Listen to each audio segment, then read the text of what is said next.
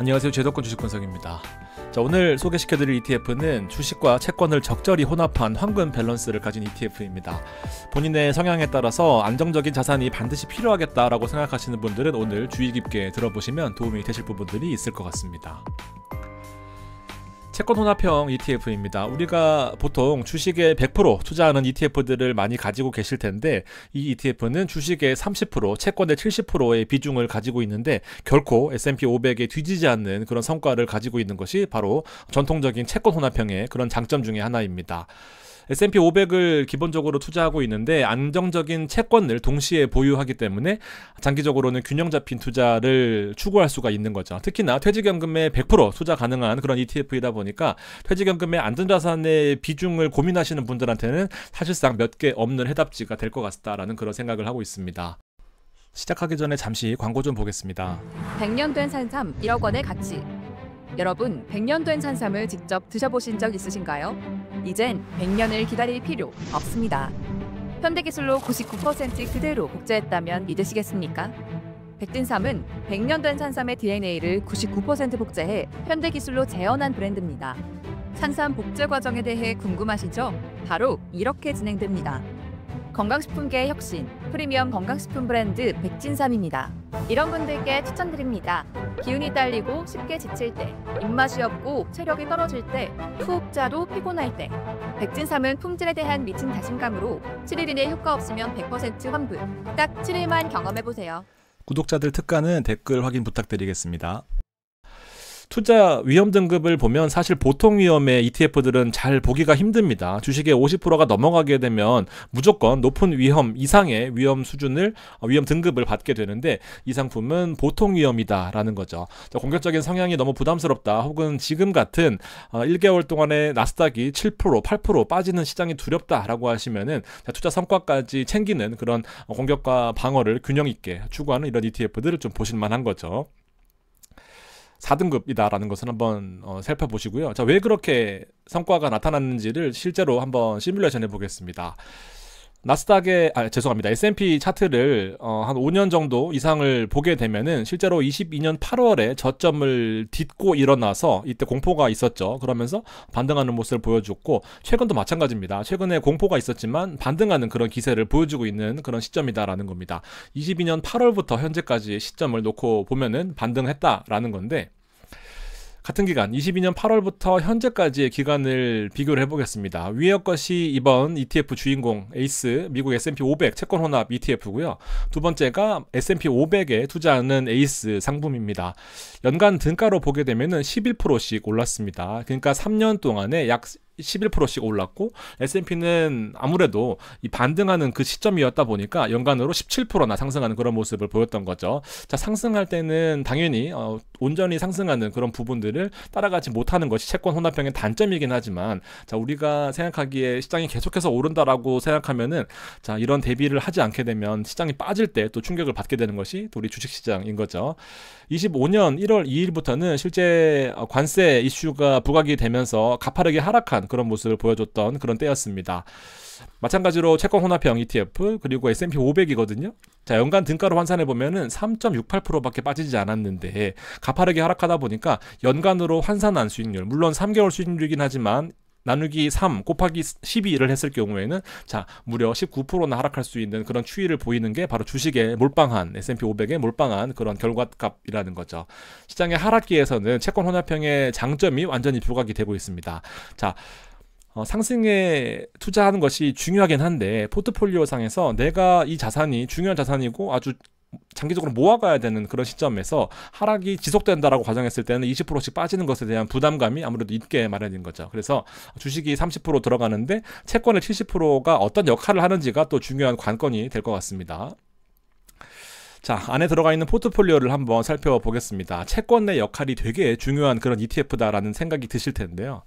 1번으로 들어가 있는 것, 원래 포트폴리오입니다. 기존의 포트폴리오에서 지금 리밸런싱이 된 그런 상태인데, 자, 원래 포트폴리오는 한국투자 에이스 미국 S&P 500이 들어가 있었습니다. 그렇기 때문에 약 24%의 비중으로 들어가 있어서 S&P 500에 대해서 24%의 비중을 차지했고, 나머지 또한 8%에서 7% 비중이 타이거의 S&P 500을 똑같이 매수를 했단 말이죠. 그러면서 최근에 타이거의 배당 이슈가 있다 보니까 뭐 여러 가지 이슈가 있겠지만 이 부분을 모두 매도하고 실제로 S&P 500으로 통일한 그런 모습입니다. 자, 그리고 채권도 한번 살펴볼까요? 단기채 위주로 구성이 되어 있거든요.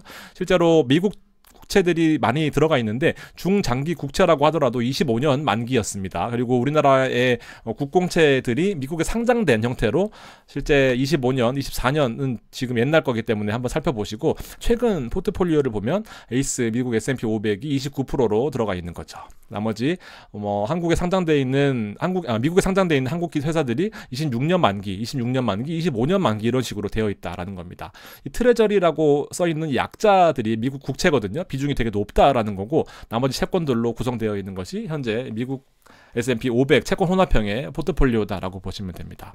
한 가지 상식적으로 알아두시면 좋을 것이 비중이 30% 이내거든요. 그래서 자본시장법상 동일 회사의 발행 종목에 30% 룰이 있습니다. 그러니까 한 종목에 재간접 형태로 자회사 밀어주기나 혹은 뭐 이런 것들을 방지하기 위해서 30% 이상의 동일 종목에 제한하거나 동일 회사가 발행한 ETF나 종목들의 비중을 제한하는 그런 룰이 있어서 30% 이상은 담지를 못합니다. 물론 S&P가 많이 올라서 비중이 올라가면은 리밸런싱을 해서 30% 이하로 줄이는 그런 좀 전략적인 모습도 한번 기억해 보시면 좋을 것 같고요.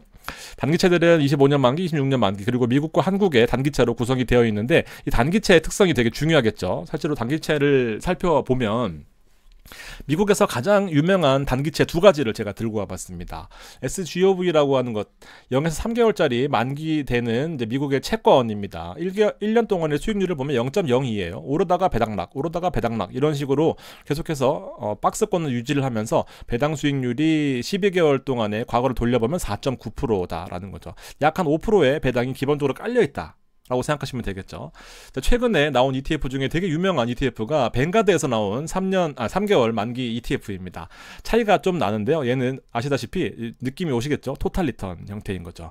배당이 지급되지 않습니다. 모든 숫자를 가격에 녹여 있는 그런 ETF이다 보니까 배당이 필요 없다 하시는 분들은 또 이런 VB를 개별적으로 투자하시는 분들도 계시긴 하거든요. 되게 가파르게 시가총액이 올라오고 있는 그런 모습입니다. 어쨌든 이 상품이나 단기채의 특성은 결국 5% 정도의 금리를 지급한다라는 거죠.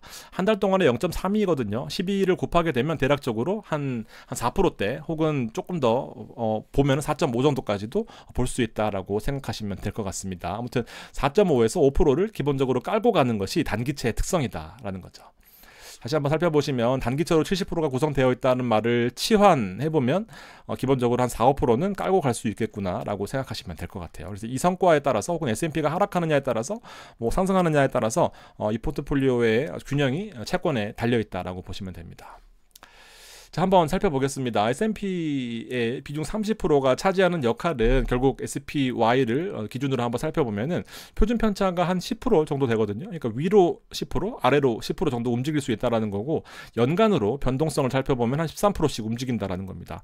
오를 때는 30%만큼 비중을 차지하는 것이 바로 이 상품의 특징이다 보니까 30%의 비중을 감안하면 대략 10%의 표준 편차를 살펴보면은 중심으로부터 약 위로 10% 오른다라고 한다면 플러스 3, 밑으로 빠진다라고 한다면 마이너스 3%인 거죠. 그렇지만 채권의 한 5% 정도를 기본적으로 감안했을 때 마이너스 3%일 경우에는 2%에서 혹은 제일 베스트 시나리오일 때 한 8%까지도 가능성이 있는 그런 ETF다라고 보시면 되죠. 손실이 정말 싫다 혹은 손실이 정말 두렵다라고 하신다면은 이런 채권 혼합형 ETF를 장기적으로 투자하시기에는 되게 메리트가 있다라는 겁니다. 이런 말씀을 드리면 사실 장기적으로 S&P가 우상향하는데 왜 채권으로 굳이 들어가냐 하시겠지만 실제로 해보시면 정말 챌린지가 많은 것이 SPY의 투자, QQQ의 투자거든요. 그래서 위험 상향이신 분들은 대부분 시드가 작은 경우들이 많아요. 그렇지만 시드가 한 3억, 4억, 5억 넘어간다라고 한다면 기술주가 대거 포진된 SPY 혹은 QQQ의 비중을 높게 신는다는 것이 되게 부담스럽다라고 느껴지실 때가 분명히 오실 겁니다. 그래서 보통 퇴직연금이나 개인연금 혹은 장기 투자를 안전하게 굴리시는 분들이 채권을 포함한 상품들을 많이들 투자를 하시게 되는 거죠.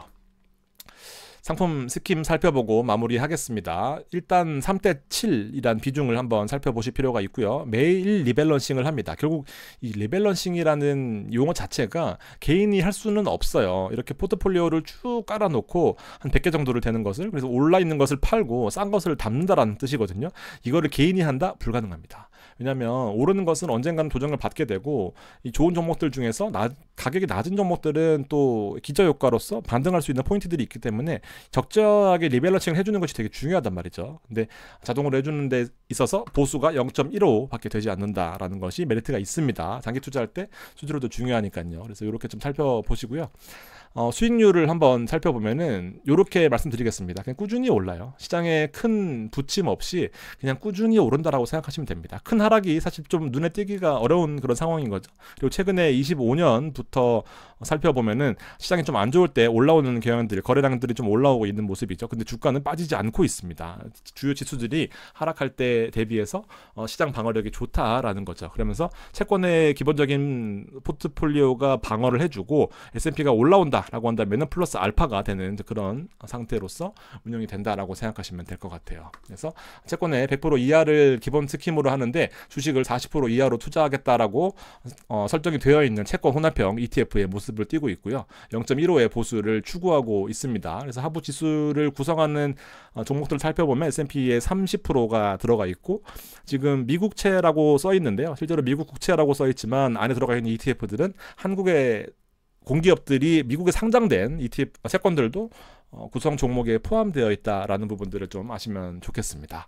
메리트가 있죠. 시장이 빠질 때 혹은 시장이 상승할 때, 뭐 환율이 높을 때 낮을 때 언제든지 돈이 생기면 투자하면은 적어도 2%에서 많게는 8%까지 이 시기에 따라서 변동성은 있겠지만 알아서 자금을 굴려주면서 안정적인 그런 포트폴리오를 원하시는 분들한테 도움이 될 만한 ETF다라고 생각을 합니다.